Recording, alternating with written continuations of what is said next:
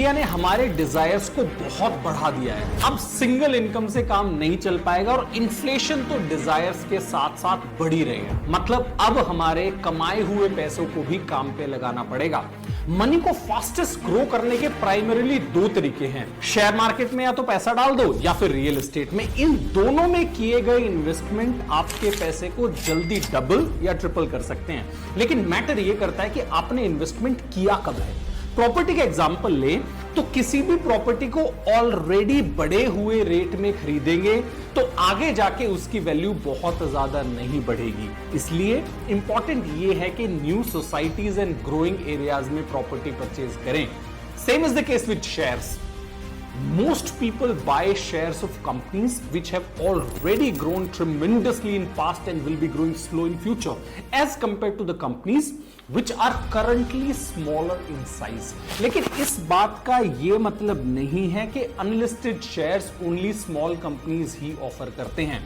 For example, large companies like Philips, HDB, HDFC, etc. with huge potential to grow offer unlisted shares.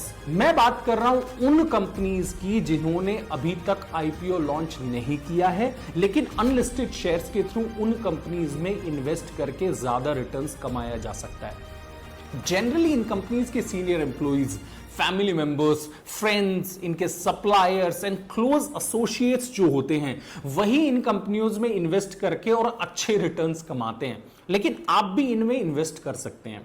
Take an example of boAt या फिर OYO. These companies are some very well-known brands which are yet to launch their IPOs, but you can still invest them through unlisted shares. तो इस video में मोटा मोटा 4 topics पे बात करेंगे। अनलिस्टेड स्टॉक्स होते क्या हैं, अनलिस्टेड स्टॉक्स का एडवांटेजेस क्या है, इनके डिसएडवांटेजेस क्या है और कौन से प्लेटफॉर्म पे जाके रिसर्च करें और कहां से अनलिस्टेड शेयर्स को परचेज करें। सबसे पहले आपको कुछ हिस्टोरिकल डेटा शो कर देता हूं। ICICI Lombard general insurance per listed price was around 70 rupees in 2009 and its price in 2017 was 680 rupees per share in 2017 when it was listed. Lux Industries is another such example. 2014 में unlisted stock price 75 पर equity थे, जो कि 2015 में ही 735 rupees पर stock पे list हुए।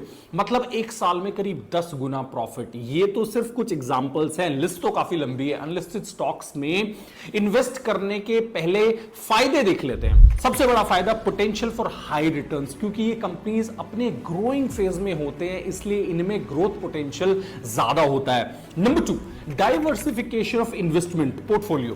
Needless to say, diversification is an important parameter in risk management. Number 3, more control and influence. Private companies sometimes, not always, offer investors more control and influence over the company's operation and strategic decisions compared to public companies. This can be appealing for investors who want to have a say in companies' development. It is sometimes, not always. For example, Slack Technologies, a workplace communication platform, began as a private company. Early investors like SL and SoftBank had a voice in shaping Slack's business strategy, product development, and expansion. When Slack went public in 2019, it was valued at 23 billion, reflecting the success of early investment and the influence those investors had on company's trajectory. Also, Slack's annual revenue grew from 400 million in 2000 to $902 million in 2020, representing a 125% increase. Number 4, early access for forward-looking companies. इस stage पे कई बार companies कुछ ground breaking technologies पे काम कर रहे होते हैं। For instance, consider SpaceX, founded by Elon Musk. SpaceX is a privately held company that has revolutionized space travel and satellite technology. यहाँ पे हम better reliability के लिए Grofers का भी एग्जाम्पल ले सकते हैं, जिन्होंने अपने ऑर्डर प्रोसेसिंग सिस्टम में AI को इंप्लीमेंट किया था। आपको सिर्फ फायदे नहीं बताऊंगा, कुछ डिसएडवांटेजेस भी हो सकते हैं, वो भी बता देता हूं आपको। सबसे बड़ा डिसएडवांटेज हो सकता है there can be higher chances of failure. Number 2, there is limited information available about these companies in public domain. Number 3, कई बार लिक्विडिटी में प्रॉब्लम्स आ सकते हैं। नंबर 4, वैल्यूएशन में चैलेंजेस हो सकते हैं। ओवरऑल इस डिटेल का क्रक्स ये है कि अनलिस्टेड शेयर्स को अगर अच्छे से स्टडी करके बाय किया जाए तो अच्छे रिटर्न्स मिल सकते हैं। अब नेक्स्ट क्वेश्चन ये आता है कि ये स्टडी करे कहां पे, या अनलिस्टेड शेयर्स के लिए कौन सा प्लेटफॉर्म बेस्ट है। तो प्लेटफॉर्म तो काफी सारे हैं जिनके थ्रू अनलिस्टेड कंपनीज में इन्वेस्ट किया जा सकता है, but I personally prefer InCred Money because of these reasons. You can invest as low as you want starting from a single share. मतलब एक बार में काफी बड़ा इन्वेस्टमेंट करने की जरूरत नहीं है, which indirectly means low risk. They don't charge a penny as fees और ब्रोकरेज फ्रॉम यू। काफी सारे प्लेटफॉर्म्स पे तो आपका प्रॉफिट कमीशन में ही चला जाता है। Their customer service has been rated exceptional by the people who have invested through them.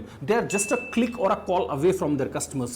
Customer service एक important factor होता है, especially problem solving में। इनके प्रोसेसेस बहुत ही सिंपल हैं। वेब पोर्टल इतना कस्टमर सेंट्रिक बनाया गया है और कोई इजीली वहां पे इन्वेस्ट कर सकता है। Overall, long term is the key, and when it happens timely and that too on a reliable platform like Incred Money, तो आपका पैसा ज्यादा जल्दी ग्रो हो सकता है। You can diversify your portfolio by investing 15 to 20% of your money in pre-IPO phase. Unlisted equity on Incred Money, your gateway to exceptional returns. Also, Oyo seems to be an interesting company in the hospitality industry. The turnaround from a loss-making company to now a profitable one is impressive. Many startups have not made this cut yet. I'm evaluating Oyo whether it's investable or not. If you want me to cover Oyo's analysis, do write in the comment section. Thank you. Take care.